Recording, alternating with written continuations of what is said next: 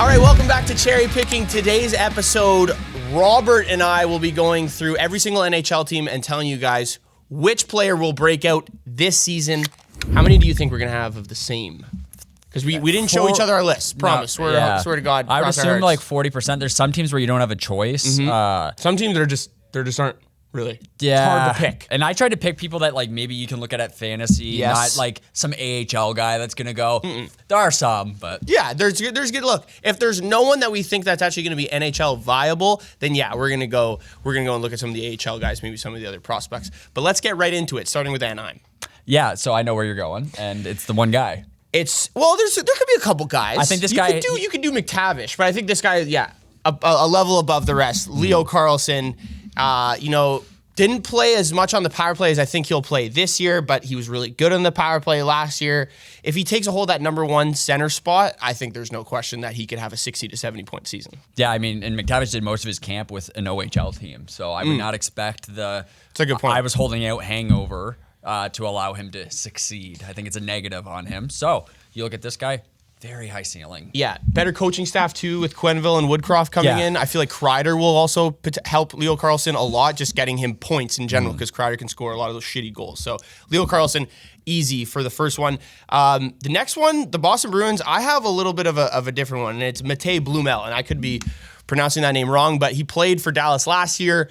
Didn't really play for Dallas, played for Texas in the AHL, had a great season with them. He signed a one-way deal with Boston, which leads me to believe out of all the other younger guys on Boston, I feel like he's a guy they're actually going to give a good chance to, a new coach as well. So a guy like Matt Poitras might not have as much standing with Marco Sturm as he did with Jim Montgomery. He had 70 goals the last 2 years in the AHL. I feel like this guy's actually could be a huge dark horse for a really bad Boston team. He was part of the log jam, which we will talk about later in Dallas, which causes a lot of things. For me, the Bruins are going to be bad. I think Fraser Minten is going to get a dramatic amount of games compared to when he was with Toronto.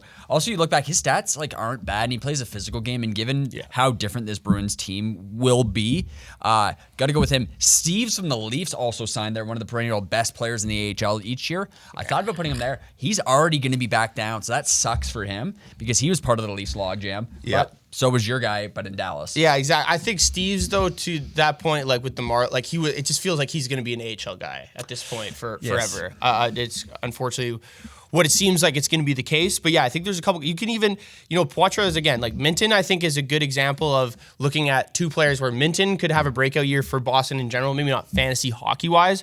But if you're looking for a guy who could potentially score and have a role in the offense a little bit further on into the season, I think Blumel is your guy. All right, the next one, the Buffalo Sabres. Who do you got for the Sabres? Josh Doan. I had trouble picking this one. I think this team's going to be they're categorically don't make Doan. sense. Yeah, so I think we could see him. He's going to be part of the Sabres series of sadness. It destroys prospects. It destroys prospects that they are acquiring. Everyone just seems depressed. However, he's third on the depth chart. But I think he still has an opportunity to succeed with this team, given how categorically bad they are. They will give younger players more of an opportunity because they're trying to develop something out of nothing. Yeah, it's a really tough state to be a Buffalo Sabres fan, even within the organization. I do feel for Tage Thompson and Rasmus Dahlin. And it's one of the reasons we talked about in our top 50 fantasy hockey rankings video. We talked about Tage Thompson and how is he going to have a better season than last year if he's playing necessarily with maybe worse teammates other than maybe Alex Tuck. I don't really believe in Josh Noren. I think Zach Benson's kind of an easy answer to use here as the breakout candidate. I'm going with Yuri Kulik on the Buffalo Sabres. I remember watching this guy in the World Juniors for the Czech Republic years ago. If you look at stints throughout the NHL season last year, he actually was very solid as well. If you look at his rates, he was second in expected goals for per 60 last year on the team, although he didn't play a full season, but 15 goals in 62 games last year. I feel like we could see him maybe take the next step. All right, the Carolina Hurricanes. We talked about this in some of our short form content that we've done already. Logan Stankoven, I think, is the clear number one answer. Now, this is a loaded offensive group, but I think only helps Logan Stankoven because the type of game that Rob Brindamore wants his forwards to play is physical, defensive, forechecking, working in transition. Stankoven fits that to a T perfectly, and I think you saw it last year when he came in after that trade for Rantanen and played for Carolina in the regular season and the playoffs. Yeah, if you've seen my videos, this is year 2 of me gassing this guy up. He was, again, the logjam in Dallas, a lot of opportunities. This guy can play center or wing, so he's dynamic in that sense. But yeah, man, I love me some Stank. I think categorically he's going to expand his roles that he's going to be able to play. And I don't know if necessarily there was a better player in the AHL last year than this guy. So he came in, got his opportunities in the NHL. Next year, even bigger. He's definitely a guy that I would grab in fantasy. Yeah, I totally agree. Higher than what his ADP would be fixed at, which right now is like 156. So, they're like late 10 to 12 rounds, depending on how many people are in your draft as well. If I have the option to grab him in my draft, I'm taking him around 9. Yeah, I would think he's going to be working that top 6 a lot more and getting more power play time, considering he played like 14 to 15 minutes last year. But you never know with Brendan Moore because he rolls his lines very consistently as well. Looking at the Blue Jackets, I'm going with a goalie here, to be honest. I'm going with, and there's a lot of good players. Like, I think Dmitry Voronkov's an outstanding player, and I think a guy can have another even great season. But Jet Greaves on Columbus, man, when he came up and played for the Blue Jackets last year, 7-2-2 with a 1.9 goals against and a 938 save percentage. He's been unbelievable with Cleveland over the last 2 years as well. He had 15 goals saved above expected last year, which is an insanely high number for just 11 starts. A little concerning. Maybe Columbus isn't there defensively if you really want to own a guy like Jet Greaves in fantasy. But I think their team overall will be much better and much more disciplined. So this is probably the dumbest thing that I'll say in today's video. I think Chinikov is a guy who either is going to excel to say, get me the fuck out of here, or it's going to be horrible. If he excels either with the Blue Jackets at the beginning of the year and then gets moved, or, so that's what you're saying. Just excels, period. Play his way out of Columbus, but like in a good way. Yes. Okay. And if they say, hey, we're not moving you, this is going good, he gets that role. He just doesn't like the role he has on this team. He thinks he's deserving of something different, which I tend to kind of agree with him. I think he's got a guy with a lot of upside. He sees the game very well. I thought Toronto was going to actually acquire him due to his cap hit. Sneaky player here. Some people will call me dumb because it could go the opposite way because he's Russian and he could act like a dumbass. Yeah, that's fair. I mean, they have a lot of young talent on this team, so I think there's a lot of different areas you could pick for a breakout player in Columbus. Like you can even say, you could really look at Fantilli, you could look at Voronkov, like I said last year, or just at the beginning of the video as well. Ken Johnson, maybe, a ton of top talent on this Columbus team that just hasn't really reached their plateau yet. All right, the Calgary Flames. This one I kind of struggled with a little bit just because I think their prospect pool is still a little too young to say who's going to be the number one guy. But I went with a forward. Did you go with the same? Zane Prek. I like that as well, though, because I think Huska's style of coaching and the way they activate defensemen through the rush and through out of the defensive zone, carrying the puck, I feel like Perek could actually be very successful on this Flames team. My viewpoint is he's just simply a categorical player who cannot now go play college hockey, but he can't go play anywhere else. It's the NHL for this guy. Given this team, if there was more of stuff behind him to push him further down the depth chart, you could maybe argue, but he can't develop his game because of his size any better. He'll actually probably develop negative tendencies if he plays anywhere else other than at the NHL level. So just, work him in and develop. I think it's a good spot for him to be able to go, and I'm not a guy that says prospects should go right away. You don't think he'll play in the AHL at all? He'll be... I think it just big suits, club right away. I just think big club right away, and just run him as one of your lower pairings. Just based on the size, he has to develop those good tendencies, and we've seen time in and time again the very tall defensemen, once they work out the awkwardness and the best place to work. Oh, he's talented. No, there's no question about it. He's gonna. I think he's gonna be an elite player. I was just a little worried to say this is gonna be his breakout year because I still don't think Calgary's that good. They were really bad offensively last year, especially near the end of the season. Like they were winning games off the back of insanely solid Dustin Wolf performances. You see Ryan Huska really put a lot of faith and trust into his young players. I went with Connor Zary, but again, like I don't necessarily believe in it because, like I said, Calgary 29th in goals per game last year. This guy's dealt with a lot of injuries, but if he could stay healthy and play on a line with maybe Blake Coleman, Michael Backlund, I feel like he can have a pretty good season and maybe his breakout year. All right, the Chicago Blackhawks, another team that's probably a couple years away from being really good, but they do definitely have a lot of young and interesting talent on this team. I went with Frank Nazar. He's probably going to secure that second line center role. He had 9 points in their final 8 games as well, where the team went 4-2-2 last year. I feel that gives a lot of momentum heading into this season as well. I think he'll be playing with much better line mates consistently this year, if that makes sense. Like Bertuzzi and Teravainen should be the pair he's playing with, considering who Bedard will be playing with this season on that top line. And I think that makes the most sense. But I can't see Nazar being moved out of the top 6 at this point, considering what he's done in the preseason. And I think he's gained the trust of his coaching staff. I literally have nothing to add. That's pretty much all you can say with that team. Then don't add anything, Robert. Okay, the Colorado Avalanche. This one is too hard because they they don't really have any young. They do have young. Well, they just traded Cal Ritchie for Brock Nelson. They don't really have any young talent. I went with Marty Necas. It's an earn it year, so it makes the most sense for him to break out because he's going to say, hey, I want to be paid a boatload of money. He probably should be paid a boatload of money, so he's going to say, give me my boatload of money. New team, new attitude as well. He's playing with Nathan McKinnon, too. Yeah. I mean, come on. Nathan McKinnon, look at how he's done with Rantanen over the last 4 or 5 years, and like I'll give all the credit in the world to Rantanen. He's an incredible player, but so is Marty Necas. And if you look at the numbers they played with together last year, they averaged 5.5 goals per 60 when they're on the ice together. Colorado's team shooting percentage dropped by like 4 or 5% when they were both off of the ice.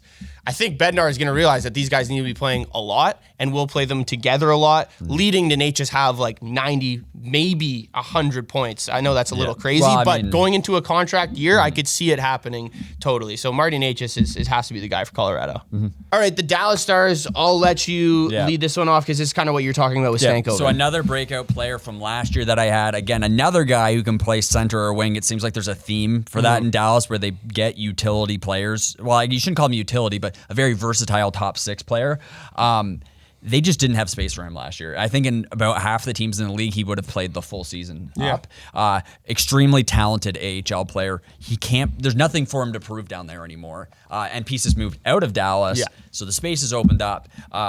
You have to give him his opportunity or he's got to request a trade this year. That's how big of a player I think this guy could be for any team. He's the guy. Yeah, Maverick Bourque, he led the AHL in points with 77 2 seasons ago. You look 25 points in a very limited role last year, as Babs mentioned. Marchment, Granlund out the door. I think that perfectly opens a spot for him to work within the top 6 here. And it's going to be a really bad, like their top 6 could even drop into a top 9 because of how deep this Dallas team is. Like, even if you're playing on that third line, I think there's still opportunity for him to be playing 16, 17 minutes a night. You have a new coach coming into new system. Maybe he just falls in love with Bourque. Hopefully. All right, the Detroit Red Wings, also a pretty interesting one. Like, Yzerman does this weird thing where he has a bunch of old players, but he does have a lot of young guys. Is how much faith does he has in the young guys? One guy he had faith in last year, and he continued to trust him, and the coaches did as well, and that's Marco Kasper. He was playing on the first line, I want to say, for the last 3 months of the season, and when he was, those were Detroit's best lines. You look at when he played with Patrick Kane and Alex DeBrincat, their numbers were awesome. 3.18 expected goals for per 60. Those are solid numbers. Top with some of the best lines in the NHL. And very similar numbers when you saw it with Raymond and Larkin. So I just feel like this guy's going to take it to another level this year. Yeah, the guy that I thought maybe was going to get his chance there was Michael Brandsegg-Nygaard. He's not going to be available for them. It makes sense. They need to have him adjust his game because his development was later because he's Norwegian. So I think with your pick there, it's the most likely breakout candidate. But look at Nygaard for next year. Yeah, this is your guy. You've been talking about this guy since I have to be right, or like it's so embarrassing. All right, the Edmonton Oilers, not really a ton here as well. There's really 2 options, in my opinion. It's either Isaac Howard, the guy they just traded for from Tampa Bay, from Michigan State, who won the Hobie Baker, or it's Matt Savoy, who they traded for from Buffalo in the Ryan McLeod trade, and a guy who had 54 points in the AHL and 66 AHL games last year. The guy plays a 200-foot game. If he could get paired with like some of the solid vet duos we've seen some of these young guys get paired with in the past, like similar thing I want to say happened to Holloway, and he started to play really well. If Savoy can get into that top 6 and get mixed in with playing with McDavid, Draisaitl, Nuge, I feel like he can have a very solid season. I think it's Isaac Howard. Like I said, 52 points last year with Michigan State. He was very good. But I think the Edmonton Oilers are in a desperate need for energy from an area that isn't those top 6 players. So this could be something that helps spark them because there has to be a shift in place somewhere for this team to win the Stanley Cup eventually. And maybe getting a little younger and adding some of these guys that are a little bit more versatile can push that forward. But we know the problem there is going to be in goal. But maybe a good opportunity for Howard. Either one of those 2 guys. All right, the Florida Panthers, I think you just unfortunately got to take the opportunity where the injuries lie, and that's going to be Matt Tkachuk out for 2 to 3 months and Alexander Barkov out for the entire year, probably into the playoffs as well. You're going to see probably Anton Lundell shoot up your fantasy hockey draft boards, and I would think Mackie Samoskevich as well as another winger position opens. He gets into that top 6. We saw him do really well in the regular season with that. Yeah, I mean, a lot of people I think are going to be fading Florida Panthers players if they're going to be going into the draft a little nervous how this team's going to start out at the beginning with all the injury concerns and stuff being up in the air. So I can't really disagree with anything that you've said there. But bad start to the season for the Florida Panthers before the puck even dropped. All right, the Los Angeles Kings, definitely some guys I think we saw breakout last year, like Alex Laferriere had a very solid season. Byfield was like a mini breakout. I think you could say that this year, but I really think Brandt Clarke is going to have that season. With Gavrikov going to the Rangers, Jordan Spence getting traded to Ottawa as well. I think this really opens up opportunity for Brandt Clarke to play more of a top 4 role, 5-on-5, and then be that quarterback on that first power play.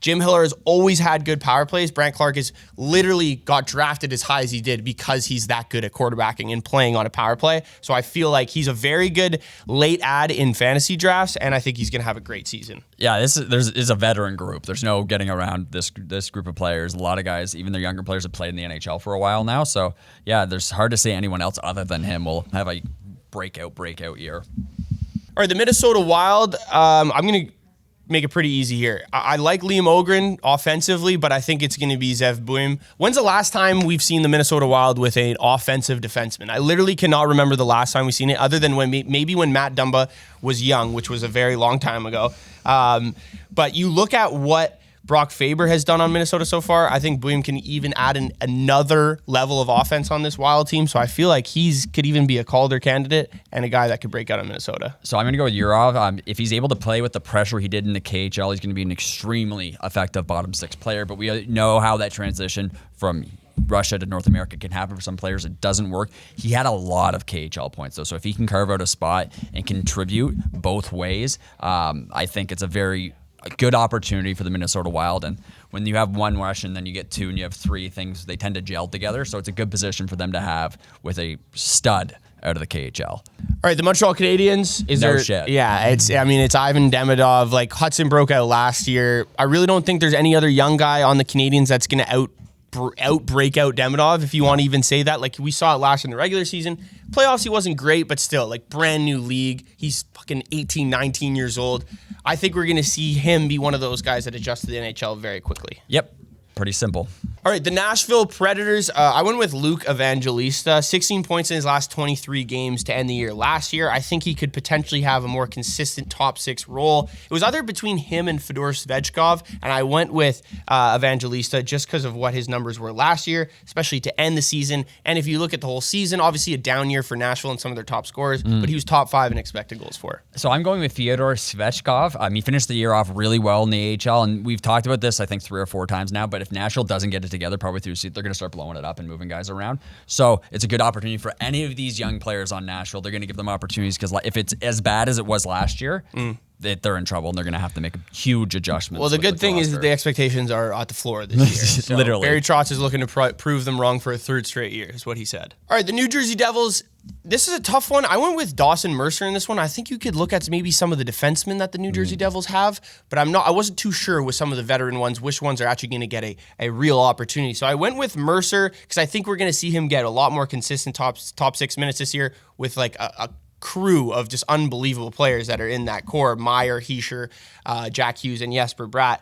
Kind of down years the last 2 years, but he's played a full bill of health in every single NHL season he's had, and I think that's something to look at when you're looking at fantasy hockey players. I think Nemec still has a ceiling that hasn't been obtained yet. So everyone spoke about him so highly like going into the draft, and we've seen him not perform poorly whatsoever, but if this team continues to progress, like New Jersey's been year to year, some years it's a nightmare, other years it's okay, and they have a bunch of injuries, he has the opportunity to step up a little bit more. But I'm a guy that doesn't have any faith in this New Jersey team, unfortunately. Oh, yeah. So, yeah. That's I've not always biased towards Sheldon Keefe at all. No.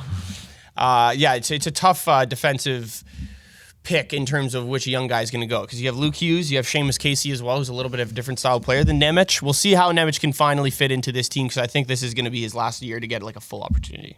All right, the New York Islanders, I think one of my favorite breakout players for this year is Maxim Shabanov, coming over from the KHL. He's gotten better in the KHL every single year. 67 points in 65 games with Chelyabinsk last year, and I think his speed and his skill can translate to him scoring a lot early in his NHL career. Like, I could see him having a similar early impact as like Kaprizov and Kuzmenko did when they came over. So looking at fantasy, I think Matthew Schaefer is a player who's going to get a lot of ice time, and you look at this team, what they're trying to build towards.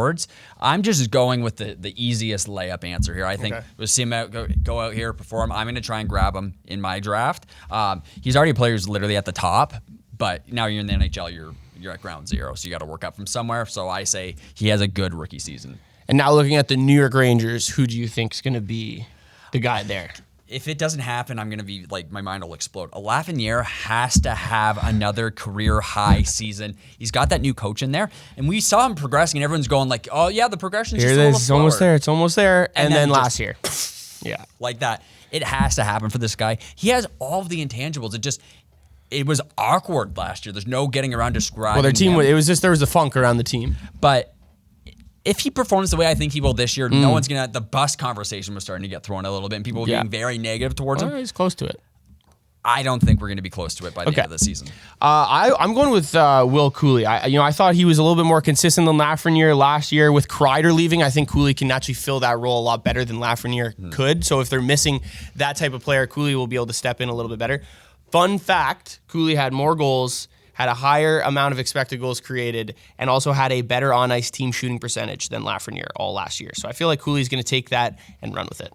All right, the Ottawa Senators, also, again, like I know I've said this about a couple teams, kind of a tough one. The prospect pool for Ottawa, not very good. Although they have a lot of good young guys that are starting to be like Stützle, Tkachuk, but now you bring in Dylan Cousins, excuse me.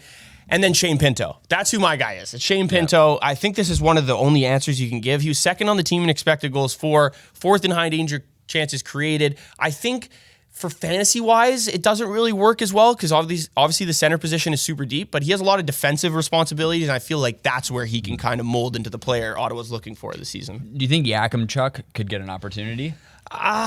Again, like with Ottawa's defensive group right now, I don't know if he can. In the top four, and if he's not playing in the top four, I don't know how useful he is because you have Sanderson and Shabbat there paired with Zub. I think they've got a pretty solid back end there. So I don't know about this year. All right, on the Philadelphia Flyers, this team's going to struggle this year for sure. Just a lot of young changes as well. I'm going with Tyson Forster, though. I think he'll finish top 2 in scoring again like he did last year. He had 25 goals. I could see him getting to 30+ if he continues to play with Konechny, Couturier, Michkov, Zegras. Yeah, I got to go with Leafs legend Nikita Grbankin. I think he has a lot of opportunity to be able to develop and move up. Last year, I was kind of disappointed that Toronto did end up having to get rid of him. I think he's a good guy that plays with a lot of grit. I think he's a really good locker room guy from how you see how he interacts with everybody. But he sort of does fit that mold that Philly likes of guys that can contribute offensively but will get in there and get a little rough. So I'm hoping he gets a big opportunity. The Pittsburgh Penguins, a team that might finish last in the Eastern Conference this year, depending on how big this fire sale goes as we get closer to the trade deadline and as the season starts. My breakout player is Ville Koivunen. I don't think Rutger McGroarty is the guy. He's already hurt and going to be missing a significant amount of time. Koivunen played pretty well when he was given the opportunity last year. He had a great year with Wilkes-Barre Scranton as well. And I feel like if he actually plays in the top 6 with, let's say, Malkin on that second line, he could have a pretty solid season. Yeah, I'm going with Schlilovs, mostly based on the fact that who the hell is going to be on this Pittsburgh team? We don't know. They're not going to trade him, though. So he's going to be a guy who will be there. Exactly. Yeah. That's what I'm thinking, too. Like, you got to think of some of the young guys they're actually like giving a little bit of an opportunity to last year. I think we'll see it come into fruition even more this season. Koivunen, one of those guys. I feel like Jari could get traded, and then Schlilovs maybe take over. He's if you're having trouble with your goalies, I don't know. It's going to be tough because he's going to be getting a lot of shots on that. The San Jose Sharks. A lot of young talent this team has. Yeah. Sam Dickinson, Will Smith, Michael Misa, Macklin Celebrini, and then Yaroslav Askarov. I think he finally takes over as like a full starter in the NHL this year. I think you got to kind of wait before you jump on him in fantasy because he's going to get a lot of shots like Blackwood has gotten in the past when he was with San Jose. But he probably won't win a ton of games. How good will his goals against be until San Jose defensive unit is actually structured well? And they did pick up some pieces this year, but I definitely think Askarov is going to have a solid year this year. Ryan Reeves. I'm just kidding. Michael Misa is a player who I just think is going to stick the middle finger to the World Juniors group of scouts that are no longer with them and say, hey, I was actually ready this entire time and you guys are dumb. He's got a lot to prove, and I think he has a ginormous chip on his shoulder. But the San Jose team, young, they're going to give guys opportunities to play, and they've proven that they can actually bring in prospects who people said, oh, this might be too early, and just have it work. They've got a very good system for don't really have a choice. And it's worked though, right? Yeah. So you've seen the development. We haven't seen any of their prospects with that team. Anyone go like, oh, fuck, they ruined them. You think Misa's coming in with a chip on his shoulder as the second overall pick? I think he's pissed they didn't make the World Juniors team. Still? I think he's probably over And he got a fair amount of criticism throughout the season that I don't really think was that justified. So I think he's just going to be able to come in there and prove that he should have been on that team last year. The Seattle Kraken, I honestly believe they're going to be one of the worst teams in the NHL this year. Their young guys just aren't there yet. There's one guy I know you pointed out last year, and as much as I don't want to believe it, he's probably the only player you could pick for a breakout year, and it's going to be Shane Wright. He had some solid metrics, underlying metrics last year. Expected goals for were solid. There's really nowhere else to go. He's going to be the second-line center, and any sort of draft pick that Kraken have had within the last 2 to 3 years, they're just not ready to come up and play in the NHL. Well, and Ron Francis likes to bury his prospects in the AHL and give them time like they did with Shane Wright. Like, everyone's like, oh, this guy probably should be up by now, and he didn't do it. Shane Wright, I think, is going to have a fantastic year, but he's surrounded in some ways, you could say, by guys who would be on like the 35th NHL team. Yeah. It's not like it's not a good look, but it's a position for him to be humbled, which he needed a little bit. Like, you can't be cursing out guys for poke checking you at a skate in the summer, other things like that. And people criticize his attitude. I think this is going to be a really good humbling situation as he develops his skill and he becomes a full-time NHL pro. I'll be honest, fantasy-wise, though, I would not look at a single Seattle Kraken forward. I said the same thing last year. All of their production comes from Montour and Vince Dunn. Like, that's where I would take those guys in fantasy. I would not look anywhere on the offensive side for this Seattle team other than maybe Jared McCann, like, late in drafts. And even that, I think, is a stretch. All right, the St. Louis Blues, I think, a clear breakout, and a guy that I really do think can seriously contend for the Calder with Demidov is Jimmy Snuggerud on the St. Louis Blues. He's going to be playing on the first line. He's probably going to be playing on the first power play as well. He proved in the playoffs last year to Jim Montgomery that he's actually like worth a roster spot and worth playing in the top 6. He had 4 points, I think, in their 7-game series against Winnipeg as well. I really think this kid is going to have a big year. Yeah, that's it. Like, it's right on point. He had playoff success. You have to run. That's a hot hand to go with. All right, the Tampa Bay Lightning, a team that also just doesn't really have a very deep prospect pool, especially after trading a guy like Isaac Howard. Like, you start to run a little thin. But a guy I think can have a sneaky good year. And we kind of have seen over the years in Tampa, there's always been like the depth forwards that have had really good years and either moved on or continue to have success there. Like Sorelli and Hagel are perfect examples, guys who have developed through Tampa Bay and been really good. You know, Ross Colton was a guy that helped them win a Stanley Cup. Bjorkstrand, they just picked him up, but Yanni Gord as well. Gage Gongalves, I feel like, can have a very solid season. He had a pretty solid rookie year last year, should have more of a role in the top 6. You know, if someone gets hurt in that power play, maybe it's him who's getting moved up to the first power play. I feel like he could be that Ross Colton, Alex Killorn type of character we've seen Tampa Bay have. Their development system with their bottom 6 is bar none, maybe one of the best. I mean, it makes you think of teams like Dallas because they end up having these guys that have to move on because they just don't have space for them. So yeah, hopefully Tampa has another good season. Toronto Maple Leafs? Michelli, I think, is everyone's pick. Yeah, Matias Michelli, I think, is going to be the guy. Like, you look at the person who's taking the most opportunity for Mitch Marner leaving, and it's Michelli. It's like everyone's calling him the replacement. Like, literally, Matias Marner is going to be his name for the entire year is what I'm going to be calling him because he's going to try to play the same role. And I honestly do think playing with Austin Matthews and Nyes, he could have a good season, considering I think he's a good contrast piece to them. Yeah, we just have to see how he plays defensively. I think that'll be the biggest tell in this situation. I have high hopes. I think he gets 60 to 70 points. Probably. If he gets lower than that, it's probably because he doesn't play on that line. Exactly. All right, the Utah Mammoth, first full season as the Utah Mammoth. And I'm going my breakout player this year. I think he's going to have a big year, signed an extension in the offseason. It's Barrett Hayton. He led his team in expected goals for last year. He was like 7th in the NHL. The dude created a lot of offense, had some pretty bad puck luck. I think we're going to see him score a hell of a lot more goals, should play more in the power play, and just another offseason and full season for this young Utah team to get a lot better. Yeah, they're a young team of several guys that you could just like, there's like 5 guys you could realistically look at for this. I think Cooley's going to have another big year. But in general, like those 5 guys should have a jump in production as a whole. If they don't, it's an ultimate failure of this team because I think the ceiling on them is one of the highest, but their expectations are kind of they're like everyone's preseason darling kind of in a way, don't you think? To make the playoffs, but not to be a top team. They're like basically the hottest middle you could find. Yeah, and they've exactly like you said, a bunch of young guys who I think we're going to see take another step. Like Gunther, I could see him getting 30 goals easy this season and having a good season alongside Hayden and Cooley. Can we just skip the Vancouver Canucks? Like the Vancouver Canucks at this point, like literally the only player I could have a good answer for is maybe Jonathan Lekkerimäki, but he proved last year like he was not good at a top 6 role. Will that change under Adam Foote? I'm not really sure. He's more of a defensive-minded coach. Obviously, was a defenseman in the NHL. Like, does a guy like Atu Ratti make more sense for a breakout season? He had a pretty solid year when he was playing with Vancouver, but this is a really tough one for me. I think if you had to, like, gun to my head, it's Jonathan Lecker-Mackey. Just put Pettersson down, and you can have a 1 out of 3 chance. The Vegas Golden Knights here, like, this is looking at this roster top to bottom. This roster is set up so well. Like, there's no even really young guy you could bring up that's gonna crack this team. In my mind, it's just gonna be Dorofeyev might have an even better year. I think he's gonna get 40. Like, I could see that happening, but it's also a stretch too, because now their top six is so jammed. You bring in Mitch Marner, you bring back Riley Smith. Like, there's a lot of the puck to go around in this group. So I'm wary to even say Dorofeyev is going to have a better year than last year, but like he had 35 goals, 52 points. I could see him getting to 70 points. Like, some more assists. The assist ratio might even out a little bit, but yeah, I mean, they might roll 3. We have to see how that team goes. They're annoying, to say the least, for anybody that's like, likes the Leafs and sees how good these guys are now. It's just like, come on, why can't we have that too? Capitals, Ryan.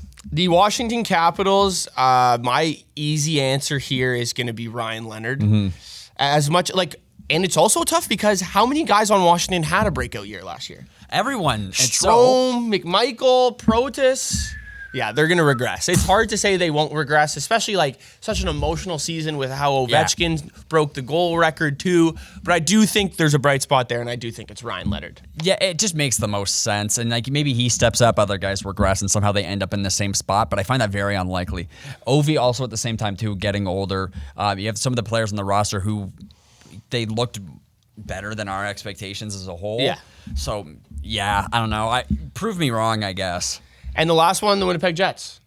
I couldn't pick a single person here. What are we doing? This one's tough as well. Honestly, I went back on, I think you could go back to either Perfetti or Velarde. I think we're going to see Velarde have a 35-goal season this year. Stay, hopefully, a full bill of health for Gabriel Velarde, because he's hasn't really gotten it in the past. And I think playing on that top line, even though Ehlers didn't really cut into his playing time, him leaving, I think just gives a little bit more priority to Velarde. Yeah, like this is a veteran group, and they have, like, you got Taves there. Yeah, Taves too. So like, could you say he's their breakout player of the year because he hasn't been playing? I mean, you could is Milan Lucic going to survive his groin injury and then sign his PTO, or not get out of his PTO and get a contract at the St. Louis Blues and have a career year? There's a lot of veteran players around the now NHL. We're looking at bounce. We're looking at bounce back. Yeah, so like, yeah, I don't know. The Jets. Jets is a tough one. Yeah, it's just Jets is a tough one. Not a lot there. But that is 32 breakout players for all 32 NHL teams. Let us know which ones you agree with. Let us know which ones you disagree with. Be sure to like, comment, and subscribe, and we'll see you guys next Thursday for the next episode of Cherry Picking.